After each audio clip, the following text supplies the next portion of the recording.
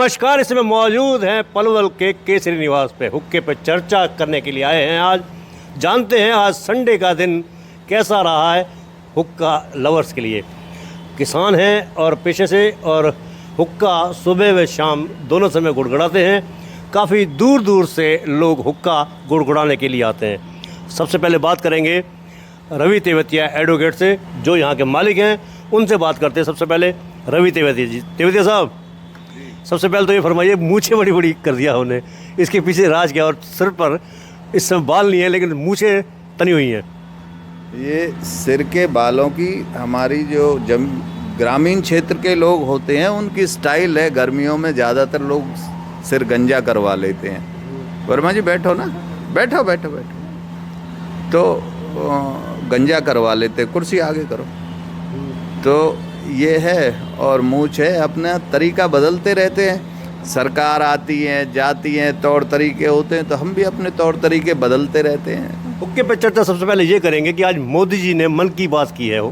आज मन की बात में उनकी कौन से सब्जेक्ट को आपने पसंद किया है? मैं कभी मोदी की मन की बात नहीं सुनता। मेरे हिसाब से हमारे जितने भी साथी यहाँ बैठे हुए हैं कोई भी नहीं सुनता होगा, क्योंकि मन की बात अपनी घरवाली से करी जाती है, अपने बेटे बेटियों से करी जाती है, ना कि पब्लिक को बोर करने के लिए। और उनकी मन की बात में कोई भी मुद्दा नहीं होता, कोई भी पब्लिक के भलाई का मुद्दा नहीं होता। सिर्फ उनके अंदर कोई गैस इकट्ठी होती है, उसे निकाल देते हैं 2-3 सप्ताह में। अच्छा, एक अभी मुद्दा बहुत चला हुआ है संविधान को लेकर। शपथ ग्रहण समारोह था जिस दिन, उस दिन शशि थरूर सांसद हैं, वो शपथ लेने के लिए आए थे। संविधान की शपथ ली, जय संविधान कहा। और जब हाथ मिलाकर जा रहे थे लोकसभा अध्यक्ष ओम बिरला ने उनसे को टोक दिया। उन्होंने कहा संविधान की शपथ तो ले ही रहे हैं, आज जो ले रहे हैं बोले क्या जो होता है। तबाक से आपके हरियाणा के ही लोकसभा रोहतक से सांसद बने।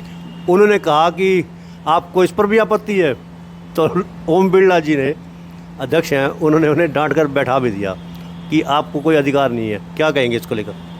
साहब, तानाशाही रवैया है ओम बिरला जी का। और जय संविधान ये हमारे, अगर गीता से भी पवित्र किताब है हिसाब से, क्योंकि गीता की कसम नहीं खाई जाती, कुरान की कसम नहीं खाई जाती, बाइबल की कसम नहीं खाई जाती, लेकिन जो हमारे भाग्य विधाता नेता बनते हैं वो संविधान की कसम खाते हैं। इसलिए ये सबसे पवित्र किताब मानी गई है। और उन्होंने तानाशाही रवैया अपनाया। शायद संविधान के नाम से वो चिढ़ते हों, क्योंकि उनकी बेटी विदाउट वो यूपीएससी का दूसरी रास्ते से उसने एंटर किया, फर्स्ट अटेम्प्ट में ही वो आईएएस बन गई। तो पब्लिक इस बात को समझ रही है, जानती है।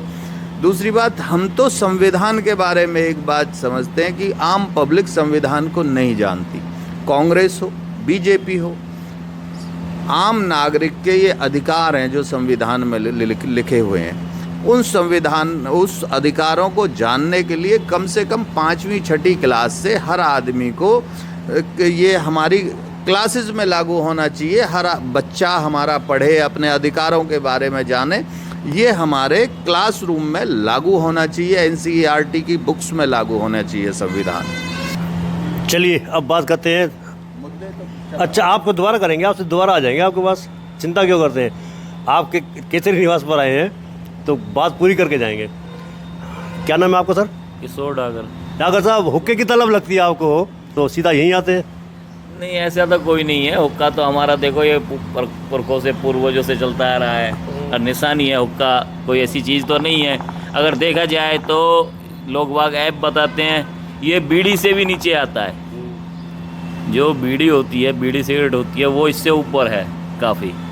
हाँ, बाकी शौक है, शौकिया पीते हैं। वैसे तो कोई पर्सनली तो वैसे तो पीते नहीं हैं। अपने भाइयों से मिलन हो जाता है, 4 भाई बैठ के बातचीत कर लेते हैं, और समाज में क्या चल रहा है, आपस में सुख दुख हैं जो अपने आपस के, वो भी बांट लेते हैं। इसलिए अपने हुक्के बैठे। पहले बड़े बूढ़े क्या करते थे, चौपालों पे बैठते थे, भाई क्या हो रहा है, क्या ज़िम्मेदारी में चल रहा है, क्या खेती में चल रहा है, भाई किसी के घर में क्या परेशानी है, किसी के बर्द बीमार, भाई मेरे ले जाना।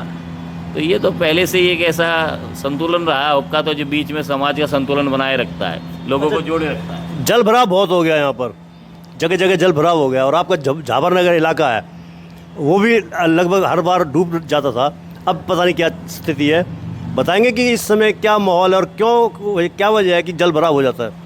जल भराव की तो सबसे बड़ी स्थिति यही है भूटानी जी, जो हमारे यहाँ शहर में सबसे बड़ी समस्या है नालों की। और देखा जाए तो शहर नहीं है, नालों का शहर है।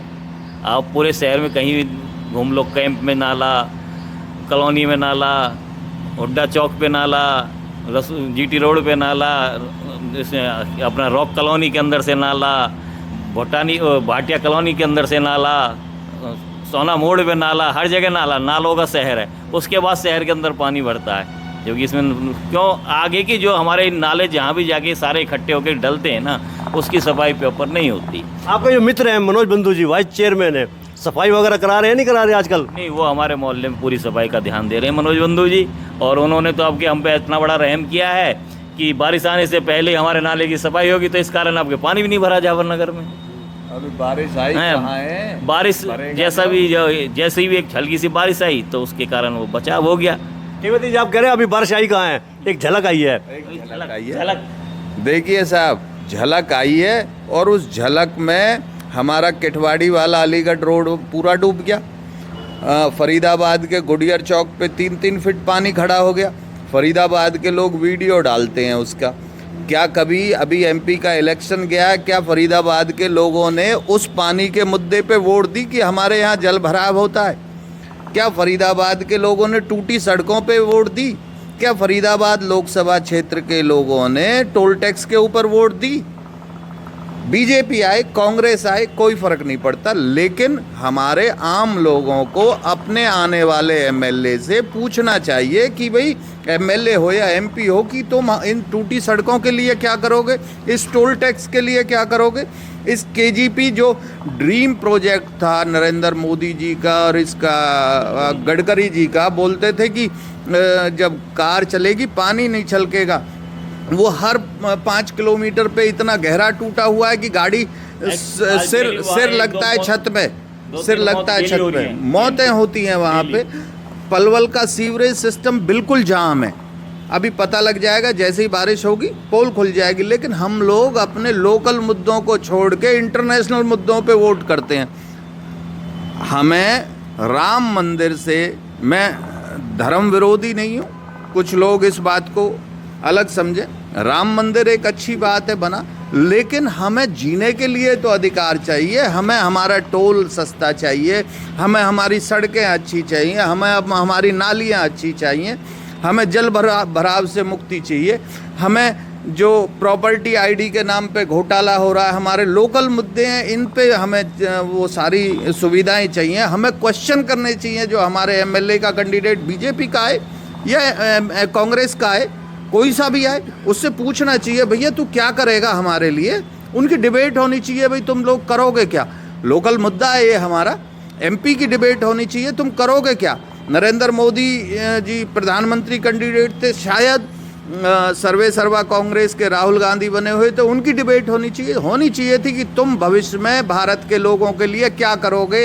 एमएलए के सामने कि तू पलवल के लोगों के लिए, भाई दोनों विधायक के दावेदार हो, क्या करोगे। एमपी के जो लोकसभा क्षेत्र, भाई तुम अपने लोकसभा क्षेत्र के लिए क्या करोगे। इस जाम से मुक्ति कैसे मिलेगी, इस अपने जो टोल टैक्स से मुक्ति कैसे मिलेगी। हम यहाँ से निकलते हैं केएमपी टोल, यहाँ से निकलते हैं केजीपी टोल, यहाँ से निकलते हैं फरीदाबाद टोल, उधर से जाते हैं करमन बॉर्डर टोल। हम कैसे जिए, हम कहाँ जाएं। सड़कें टूटी हुई हैं, सुविधा मिलती नहीं है, टोल ले रहे हैं, ठीक है ले लीजिए, सुविधा तुम दो। तो ये हमें क्वेश्चन अपने एमएलए कैंडिडेट से, एमपी कैंडिडेट से करने चाहिए। जनता में जब इस बात की जागरूकता आएगी, जब उसे संविधान पढ़ाया जाए, जब उसको अपने अधिकारों के बारे में पता होगा, तो उसमें जागरूकता आएगी, तभी वो क्वेश्चन करने की अपने अंदर हिम्मत पैदा कर पाएगा। यदि आपके इलाके में कोई भी समस्या हो तो आप हमारे चैनल में दिए हुए नंबर पर संपर्क करें। हमारी कैमरा टीम आपके इलाके में आपकी समस्या को सुनने के लिए पहुंचेगी। हम आपकी आवाज़ को वहां तक पहुंचाएंगे जहां तक आवाज़ पहुंचनी चाहिए, क्योंकि वैभव क्रांति चैनल आपका अपना सच्चा हितैषी चैनल है। अभी तक आप देख रहे थे वैभव करंज चैनल। पूरी वीडियो देखने का आपको दिल से आभार। साइड में जो आप देख रहे हैं चैनल को आप लाइक करें, फॉलो करें, सब्सक्राइब करें, कमेंट बॉक्स में एक प्रतिक्रिया दें। इस लिंक को ज़्यादा से ज़्यादा शेयर भी कर दें। धन्यवाद। जय हिंद, जय भारत।